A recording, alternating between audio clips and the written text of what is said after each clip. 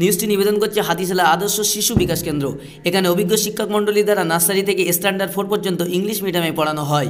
বিস্তারিত জানতে স্ক্রিনে দেওয়া নাম্বারে কল করুন।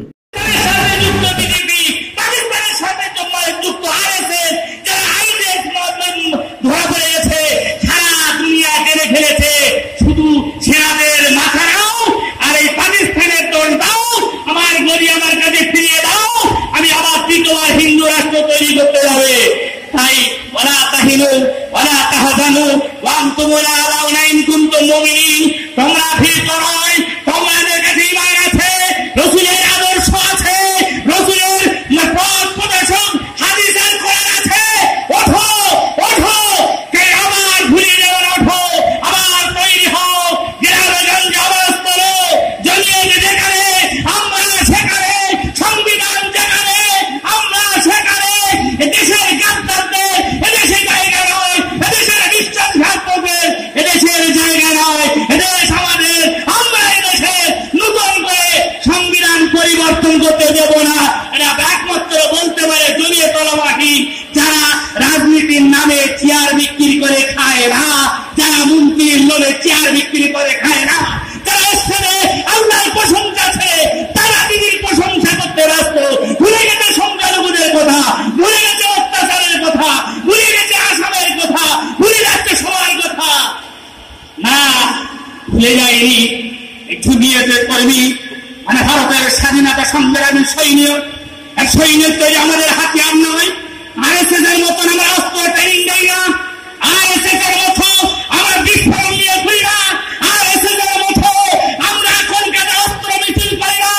কিন্তু এরা জেনে রাখবেন, আমাদের অস্ত্র লাগবে না, আমাদের কামান লাগবে না, আমার যদি মাদ্রাসায় আমার মুসলিম ঐক্যবদ্ধ ভাবে আমার যদি আন্দোলন শুরু হয় জমিয়তের নেতৃত্বে, আবার সেই ইংরেজ মুক্ত ভারতবর্ষ হবে, ধর্ষণ মুক্ত ভারতবর্ষ হবে, শোষণ মুক্ত ভারতবর্ষ হবে, চোর মুক্ত ভারতবর্ষ হবে, জমিয়ায় চেয়ারে বিনিময়ে বিক্রি করা মুক্ত ভারতবর্ষ হবে। ये भी नहीं होती, एक वोट कम और एक वोट ज्यादा। अगर आपका एक आदमी घर में रह गया या एक आदमी ने वोट दूसरी तरफ डाल दिया तो क्या नतीजा होगा? एक वोट से हार जाएगा और उसका नतीजा इतना खतरनाक होगा, क्योंकि मकसद ये है कि मुसलमानों के वोट को महरूम कर दे। इस वजह से मेरे दोस्तों, ये आवाज है, अपना वोट जरूर डालो। बूढ़ा हो उसका डालो, जवान है उसका डालो, औरत है वो डाले, मर्द है वो डाले, वोट जरूर डालो और वोट को तकसीम मत होने दो। बात समझ गए? नहीं समझे बात को? सबके सब समझे?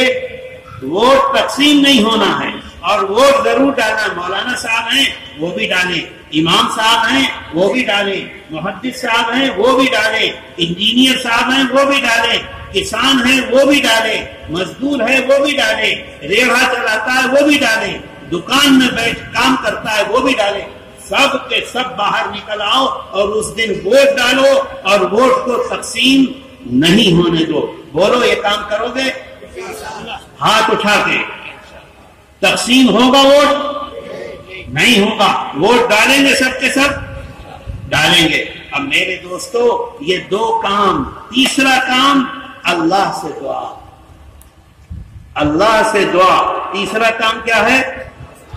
अल्लाह के सामने रोना, अल्लाह के सामने गिड़गिड़ाना और अल्लाह से दुआ मांगना, ऐ अल्लाह तो हमारी हिफाजत